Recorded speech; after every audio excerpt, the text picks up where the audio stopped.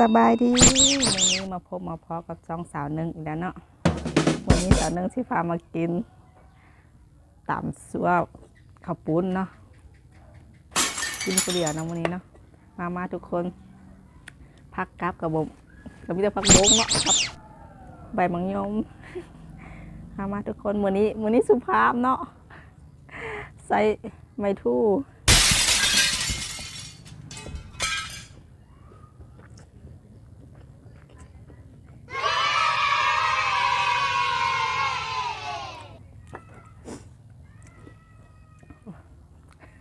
สุภาพได้หน่อยนึงนะ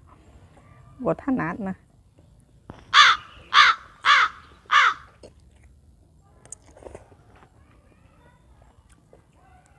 แซ่บทุกคนเลยโอ้พระเจ้าจอร์ดมันยอดมากบุ้งธรรมชาติเนาะ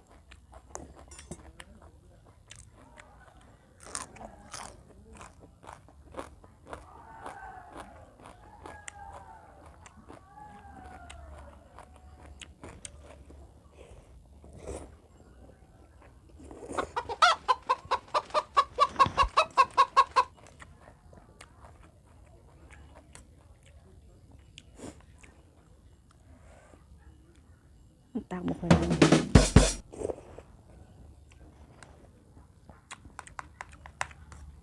นัวก็แดกต้มเองเป็นคนนัว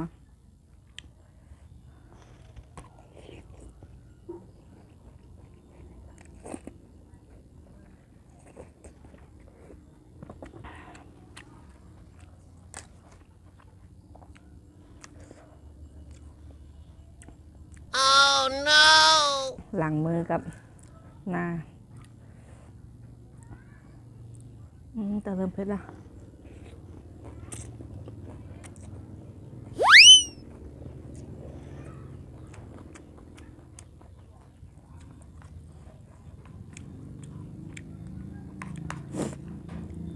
เผ็ดนะ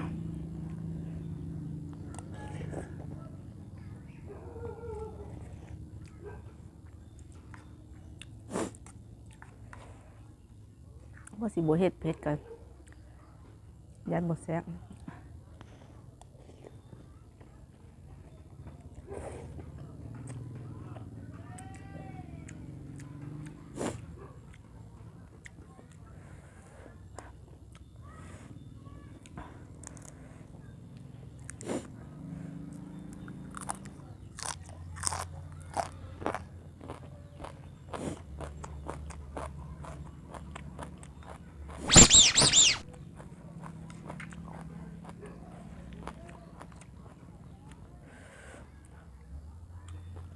กินกับปุ้นไม่ต้องใช้มือ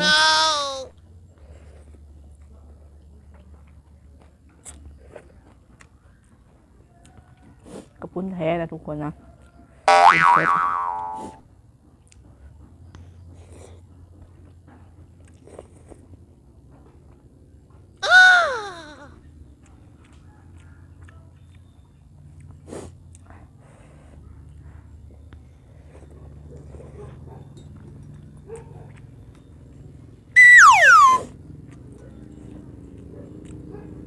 เผ็ดเนาะแต่ว่าแซ่บวันนี้บรรยากาศดีนะคุณเนาะลมเย็นดี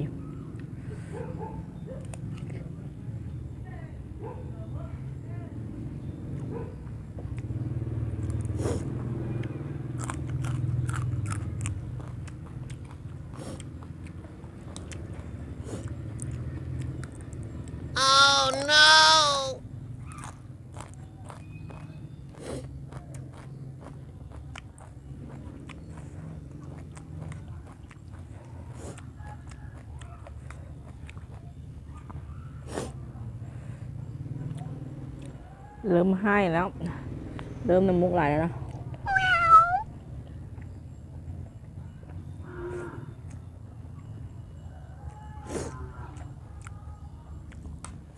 ตักเผ็ดติดตัวหน่อย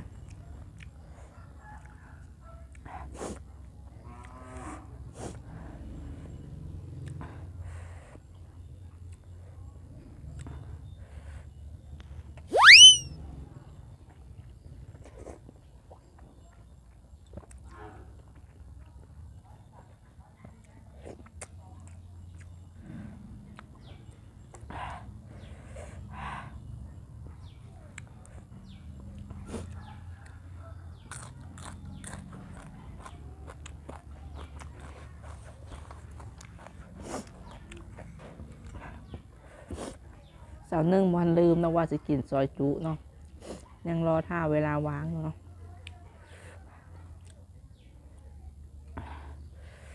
เผ็ด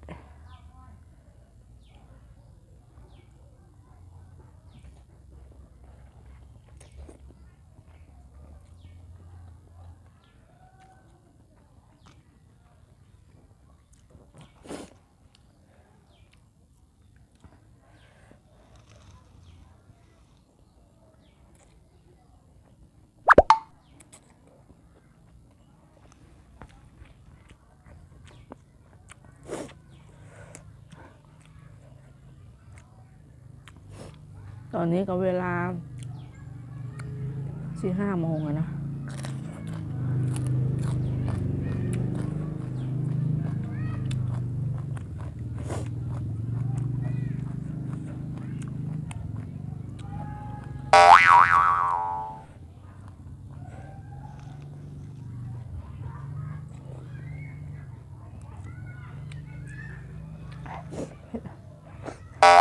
มุกไหว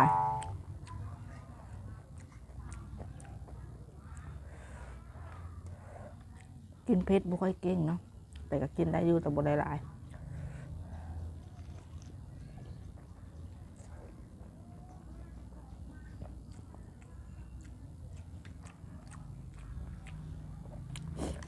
สิเบิร์ดบ่เนาะมื้อนี้เนาะหลานน้อยว่าสิกินน้ำกับไปลิ้นเลยเนาะ A few moments later.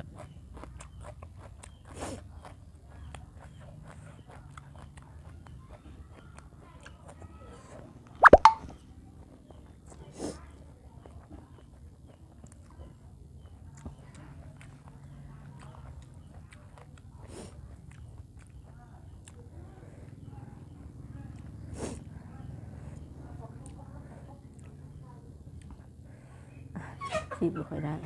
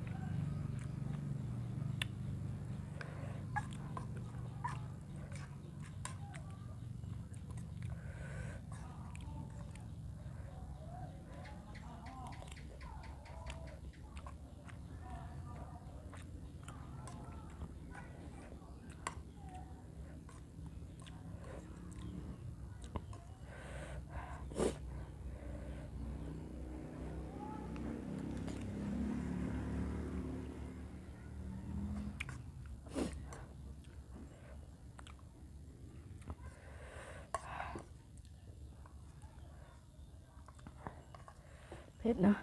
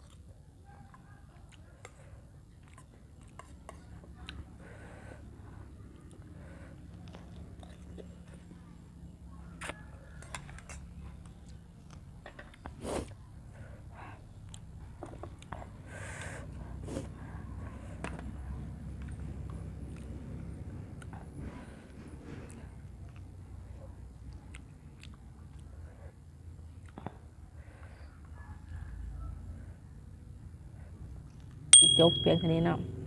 ฝากทุกคนกดไลค์กดแชร์กดติดตามให้ช่องน้ำหนึ่งพาลุยในอยเด้อเผ็ดนะ สบายดี บ๊ายบาย